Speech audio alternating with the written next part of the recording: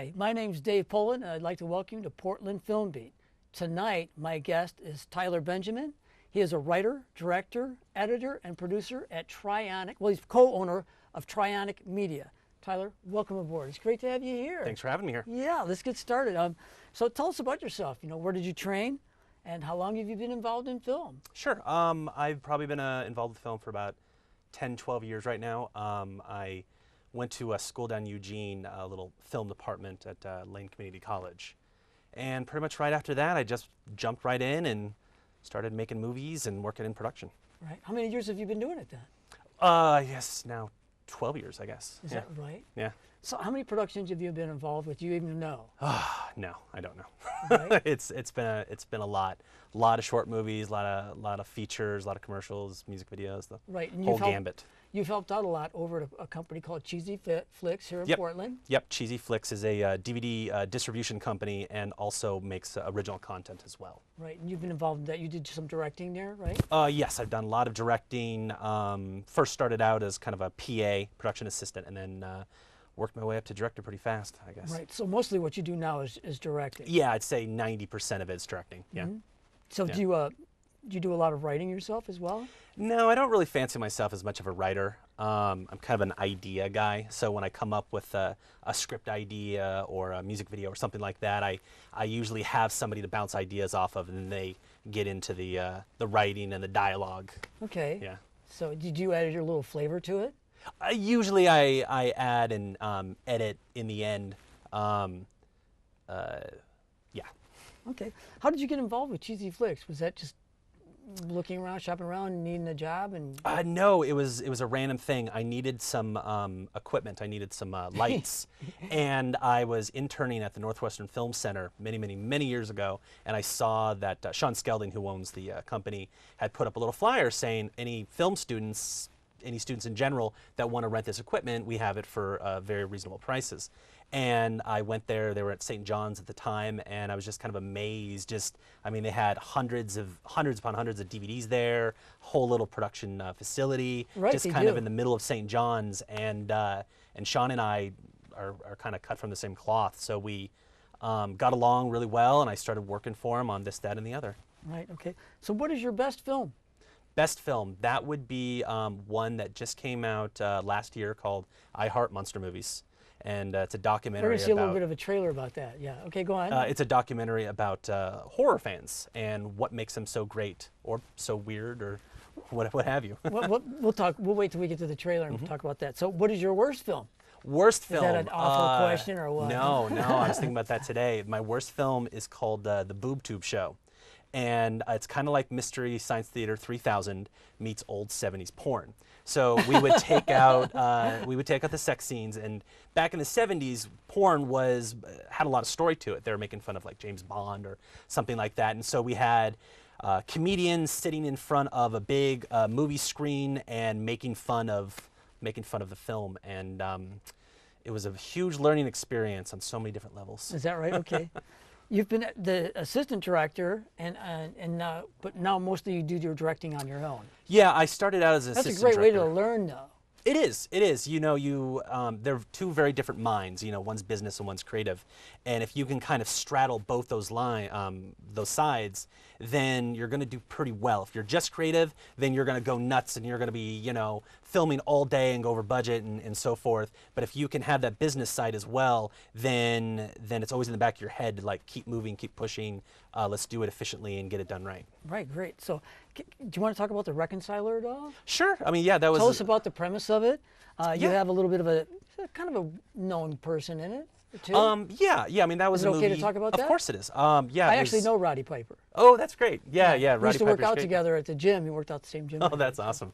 Yeah, The Reconciler, a very good friend of mine, Sean Justice, directed that film, and he needed an assistant director for that. It's he puts it this way. I'm quoting him. It's Saw meets a Christian faith-based film. So the horror movie kind of Saw, a weird genre. It is. It It is. But it's a thriller basically, and yeah, we wrapped production over the summer, and I think they are trying to release it for this spring. So it was a great film. Roddy Piper was on it. I've actually worked with him many times. He's a great guy. Yeah, he is. He is. He's actually a really nice person. He's very nice. He acts like this crazy person when he's wrestling, but when you're sitting in the gym with him, hey, how you doing? He's quite spoken and everything. I like the guy. Yeah. A lot of your films have action in them. There was one that had some dance in it. When you work with these, you know, it's actually the coordination of the action so that nobody gets hurt and stuff is almost kind of a choreography. It is. Do you work with them? Do you have somebody come in and do the stunts and work with them on that? On the bigger productions, we usually have a fight choreographer. Usually it's John Armour, very talented fight choreographer. On the smaller stuff, I've kind of had to learn as I go and how to kind of teach myself how to film fight scenes. And there's camera techniques, and a lot of it has to do with the editing in the end. Right. And the quick cutting. Very quick cutting. Yeah. Give it some action and speed. Yeah. Yeah. Honestly, it's a lot of camera tricks. It's pretty interesting. You just move the camera very quickly, and it you know makes it seem like the punch is a lot faster. You know, No, that's good. It's got a lot of force to it. You've worked with some lead actors. Can you name some other lead actors we made that you've worked with, or some from Portland that are kind of popular? Yeah. My favorite actor that I've worked with over the years is Charles Taylor Gould. Very talented guy. He lived in LA and worked on a bunch of productions. One with Angelina Jolie a long time ago, and now he's a family man here in Portland. But he acts and also directs and produces here as well. He's a phenomenal actor. Very talented guy. When you work with actors as the director, how do you do that? I'm not going to, I usually throw something out there, but I'm going to let you tell us. Sure. You know, it took time to figure out the dialogue and how I'm supposed to talk to him. I mean, I have a vision in my head, so how do I express that? And sometimes every situation is different. You just have to work it out with them. You know, hopefully you're rehearsing in the beginning and talking to them before, but if you're just on set, you got to speak the right word that's going to make them click, and then they're going to be like, oh, I understand what's going on. Okay, moving on. How do you find funding for your films? Because some of them there seems like there's some special effects and things like that that don't come free. Sure. A lot of times independent films in Portland, we do a great job, and there's a lot of people who really donate a lot of time and effort. But sometimes there is going to be an expense. How do you get funding for your film? Well, I have to walk the streets on 82nd on the weekends. No, I'm kidding. You just, you have the right producers, the right connections. There is no right way to get funding. I mean, I don't care if you think Indiegogo or Kickstarter's the right way. That doesn't always work out. There have been lots of failures and lots of successes. You just never know. You just got to keep trying, never give up. If you've got to fund it yourself, then fund it yourself. Okay, great. I'm going to ask you about this because I've heard this. Did you win an award recently? Yes. Okay, tell us about the award. You got to, tell us about it, man. Sell it to us. Horror films. You got to be pretty proud of that. I am. I competed in a 72-hour horror film competition. So it's one of those where you have 72 hours to make the film? Yeah. So 48 hours, there's a version of that almost killed me when I did that. So 72 hours is a little bit nicer. And so we got a horror genre, somewhere slasher, monster, they're all like along the type that I got musical. You got a horror musical? I got a horror musical. And I have a lot of very talented friends, especially musicians, and they whipped up original horror musical pieces, 4 songs altogether.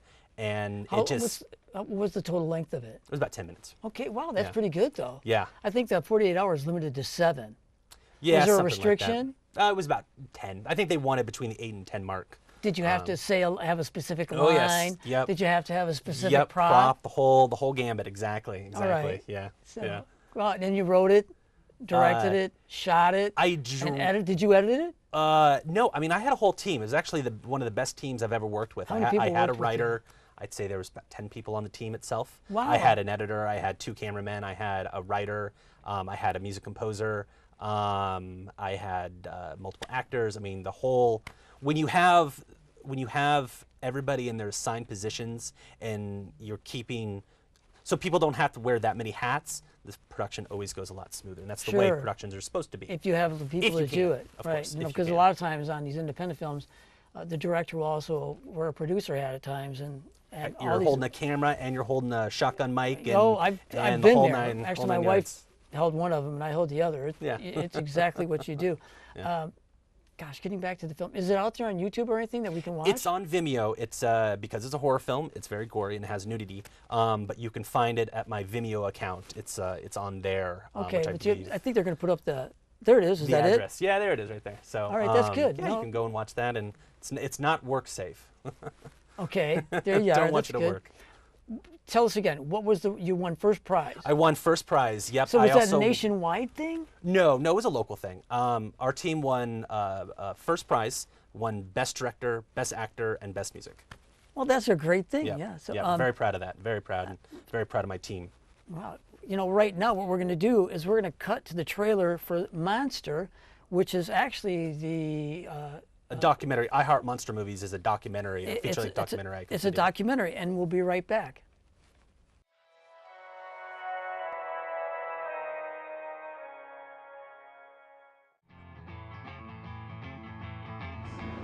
I like horror movies because the amount of people that get murdered. I'm a horror freak. Horror fan? Hell yeah. I'm a monster kid. Aren't you a monster kid? If as long as it's horror, I'm a pretty happy person. I hate horror movies. I think I'm a good screamer. Horror film fans are absolutely the best there is on the planet. My tattoos, my favorite one being my Elvira. 1, 2, Freddy's coming for you. Without them, I got nothing. Tracks, highly intelligent fan base. I always wanted to watch them just to be scared, to see how scared I could really get and stay that way. Virtually every creative outlet I have, horror films have wormed their way into it. E-X-I-T, exit. You know, which was basically tip of the hat to Sesame Street. Oh, I freak out. I'm like, I nerdgasm. It was very hard for me to contain myself and not just run up to everyone and be like, oh my god, I love you, I'm such a fan. It's one of those moments where like, don't be a freak. Just do not be a freak. I didn't vomit. Having 600 people scream out, "We will eat your brains," with us was probably one of the best moments ever. That's creepy. Yeah. People treat you differently, kind of sense that you're like a die-hard horror fan, and then that scares them. Scare yourself a little bit. I think if you're always on edge, a little bit of fear is good enough. But I think it's almost therapeutic. I really do. I don't think anybody ever landed on a therapist's couch and said, I'm here because I watch horror films. My favorite horror movie. My favorite horror film. My favorite horror movie. My favorite horror movie. Favorite monster movie, horror movie? Wow, that's a ridiculous question. I heart monster movies.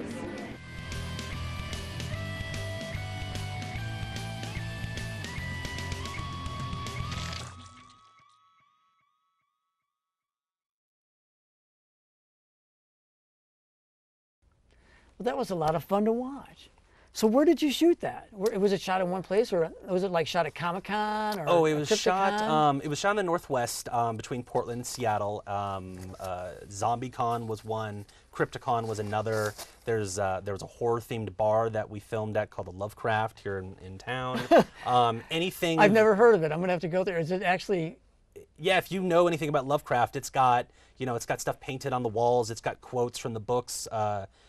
In the bathroom. I mean, it's an amazing place. I love that. Okay, cool. Yeah. Cool.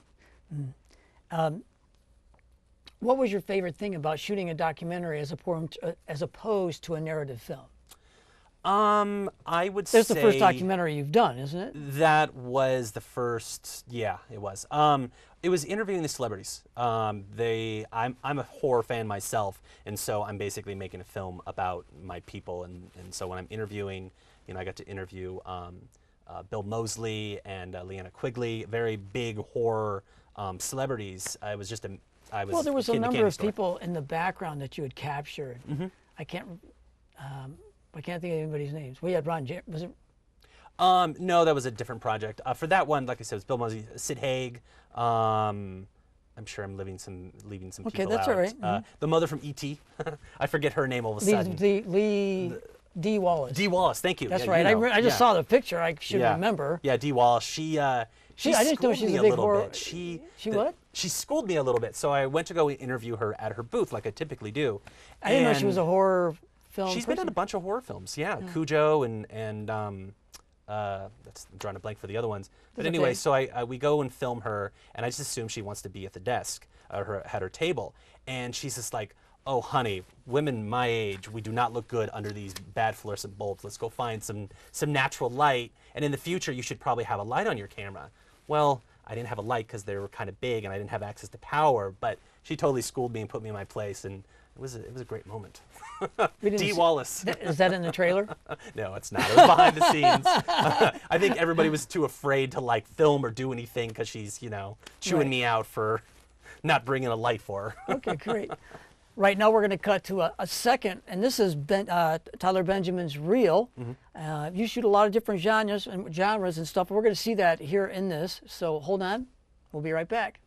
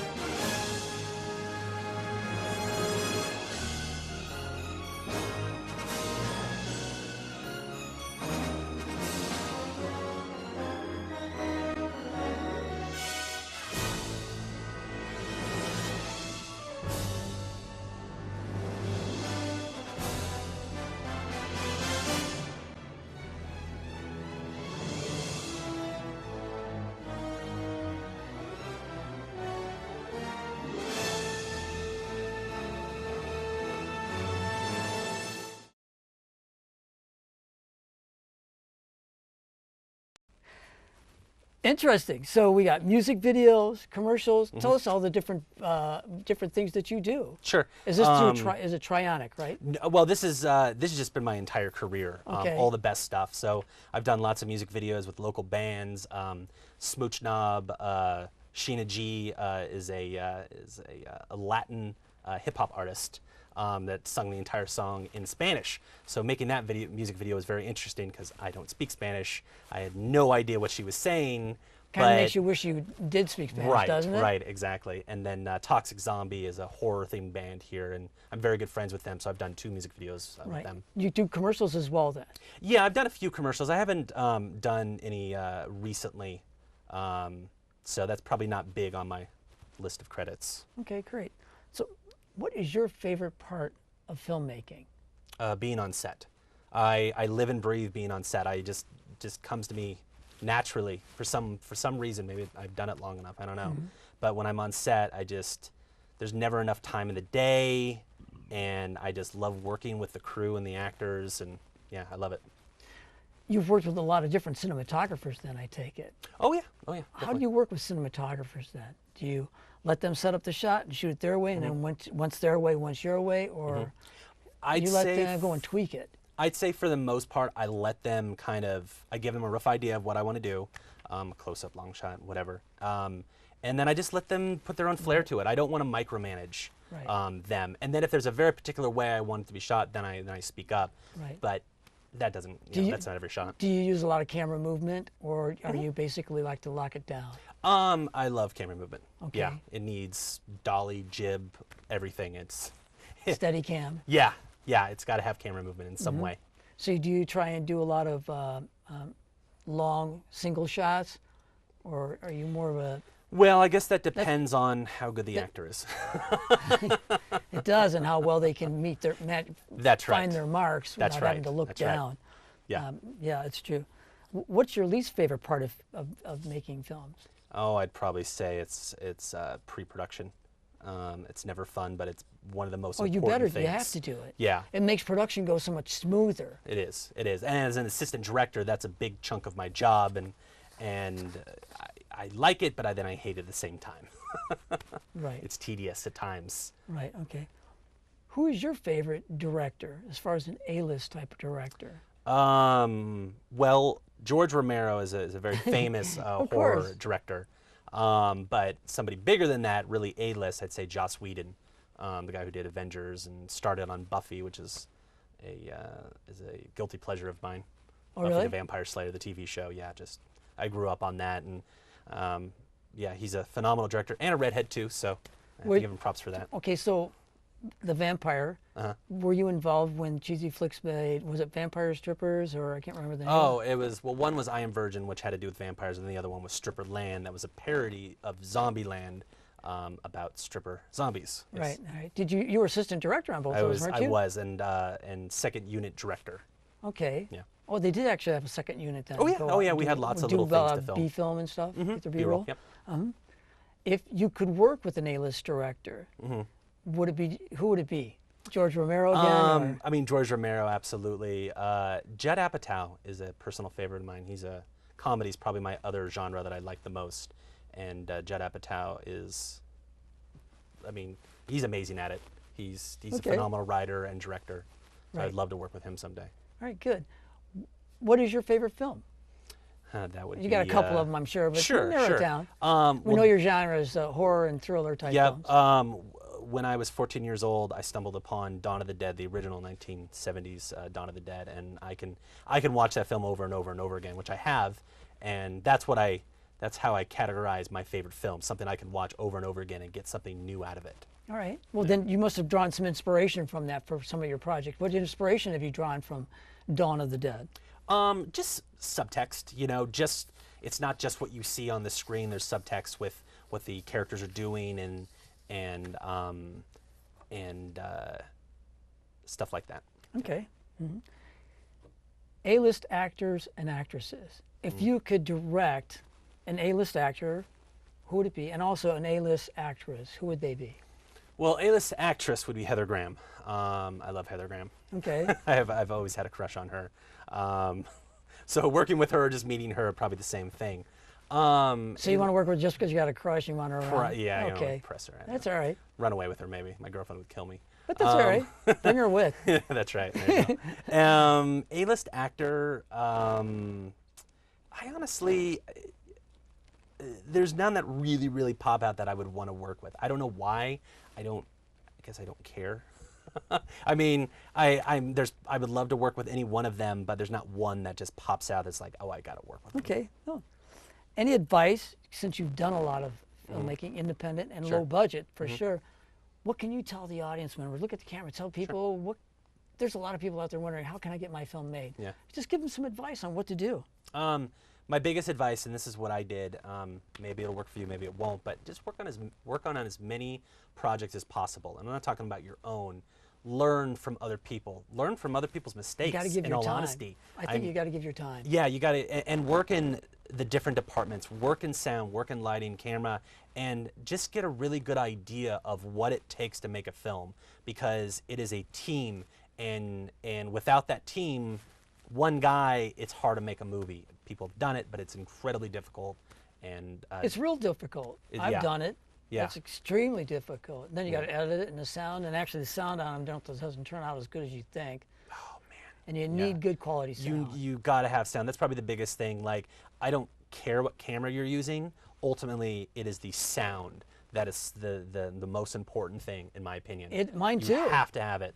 I have a very good sound guy. His name's Bryce Yaws, and I trust him completely. And we'll be on top of a roof with music in the background and wind going, and he'll get me perfect sound. And man, that is important. Yeah, it just saves my butt. Because here's the thing: is the way it's shot. You can say, well, that was just a director's choice. Right. But if the sound is not good, it's like, well, then this guy's an amateur. You're hearing the edit, basically, rather than just seeing it. You're hearing it. I've never heard it put that way. Yeah, that's good. You're hearing the edit. You're going from one shot, and you're hearing and then the next shot is, and then it interrupts the viewing pleasure. You're right. Watching it, and it's not fun. You're right. What do you consider the elements of a good film? And then again, what are the elements of a great film? Because there is a difference. I mean, ultimately, it comes down to the script. I feel like, if you have a phenomenal script, a lot of times the pieces come together. It draws out actors, and it draws out the better performances, and it draws out crew. If they read that script, and then people become passionate about it. Right, and if it resonates with them. If everybody's passionate about that initial script, the skeleton of the movie, then odds are it's going to come out pretty good. Right. Where do you hope to see yourself in 5 years? I haven't directed a feature-length narrative film yet, and that is my goal. Once I get the proper funding, the proper script, and all my ducks are in a row, then that's within 5 years I'll definitely direct a feature-length film. Wow. So what's next for Tyler Benjamin? What do you got on the? You got to have something in the works. Yeah, Tell I us do. about it. It's actually I'm working on a feature-length film. Actually, just had my my first pre-production meeting last week. Can you tell us the name of it? Yeah, it's actually going to be a feature of the short that I won first prize on. It's going to be a horror musical called The Sound of Murder. So you're going to be involved in the writing as well, something that you usually don't do, but you will be doing on this. I will, but there will be other people that will guide me. Okay. That are better writers than I am, for sure. Right. Okay. Yeah. And what's the name of it going to be again? The Sound of Murder. The Sound of Murder. Yeah, horror musical. So it's better have some good sound in it. It's going to have a great sound. I'll have my team on there. They'll do a good job. Okay, that's great. No, okay. Anyway, we're running out of time here on Portland Film Beat. I want to thank Tyler Benjamin for being here, telling us all about his projects and what he's working on. I want to thank Ellery Nelson, who is the director. He helps set up all this stuff and gets everything going for me. I want to thank my wife, Carol Poland, who's the producer. She helps support me through all of this, and without her, none of this would get done. And I want to thank you for tuning in. Until next time on Portland Film Beat, shoot for the silver screen.